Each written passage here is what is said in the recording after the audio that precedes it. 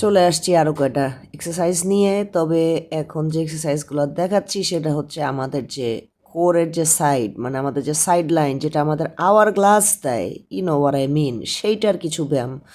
তো লাভ হ্যান্ডেল কমানোর জন্য এই যে আমি অ্যাঙ্কেল ওয়েট পরে এক্সারসাইজটা করছি, arm drop and leg raise to the side, এটা আপনারা করলে দেখবেন প্রতিদিন আপনাদের ওয়েস্ট লাইন কত সুন্দর হয়ে আসছে।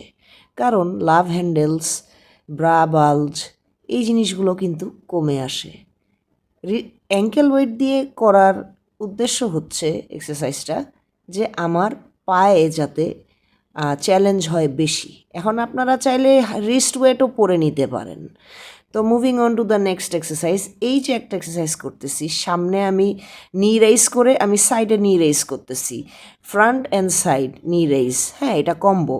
এটা করতেছি কেন? যাতে করে আমার যে হিপ ফ্লেক্সরের যে জায়গাটা আছে, হ্যাঁ, এই জায়গায় যে ফ্যাট থাকে, এই ফ্যাটকে টার্গেট করে, এই জায়গাটাকে টার্গেট করে এইটাকে একটু টোন করার একটা এক্সারসাইজ হচ্ছে এই নি raise to the front and side combo.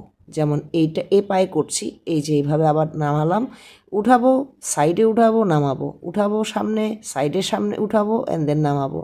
তো এইভাবে করে এই এক্সারসাইজটা করতে পারেন।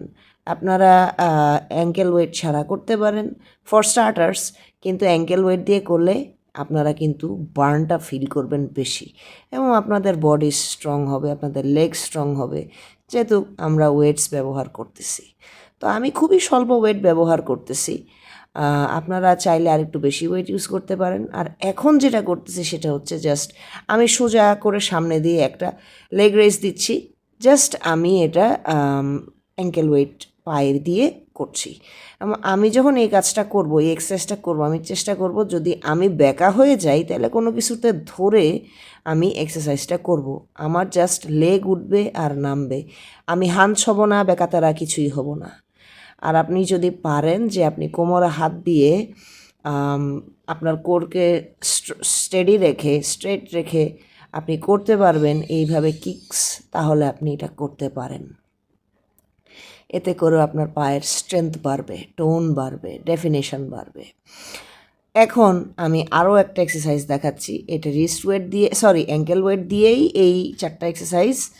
তো আমরা অনেক ছোট ছোট এক্সারসাইজকে মনে করি যে নগণ্য, কিন্তু ছোট ছোট এক্সারসাইজগুলো কিন্তু অনেক কথা বলে। যেমন এই এক্সারসাইজটা, সামনে আমি সুইং করব, সামনে পাটা ক্রস করে পিছনে নিয়ে যাব পাটা ঘুরিয়ে। এই যে এক্সারসাইজটা, এটা গ্লুটে আপনার খুব ভালো লাগবে, এবং আপনি যদি এক্সারসাইজটা করেন তাহলে আপনি দেখবেন ইমিডিয়েটলি আপনার গ্লুট পাম্প করে উঠছে।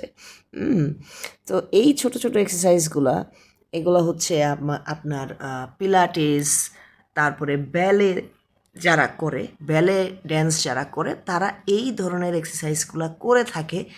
এগুলা সচরাচর জিমে আপনি বডি বিল্ডিং স্টাইলে এই ধরনের ব্যায়াম আপনি দেখবেন না, এগুলো আপনি পিলাটিস অথবা বারে ক্লাসে দেখবেন।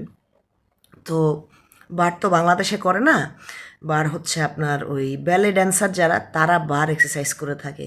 তো এই এক্সারসাইজগুলো আপনারা অ্যাড করে দেখতে পারেন চাইলে।